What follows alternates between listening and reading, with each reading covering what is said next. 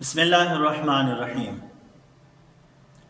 نماز کے دوران وضو ٹوٹ جائے تو ساری نماز نہ دہرائی جائے، بلکہ جس رکعت میں وضو ٹوٹا ہو تو وضو کر کے وہیں سے نماز مکمل کر لی جائے۔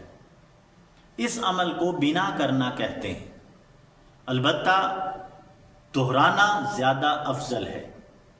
حدیث مبارکہ ہے، حضرت ام عائشہ صدیقہ رضی اللہ تعالیٰ عنہ بیان فرماتی ہیں کہ حضور نبی اکرم صلی اللہ علیہ وسلم نے ارشاد فرمایا، جسے نماز میں قے آ جائے، نکسیر آ جائے یا مزی آ جائے، وہ لوٹ کر وضو کرے اور واپس آ کر وہیں سے نماز کو شروع کر دے جہاں سے نماز کو چھوڑا تھا، اور نماز مکمل کرے۔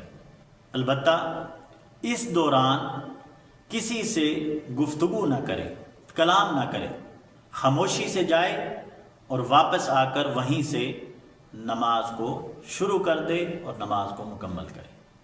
والسلام۔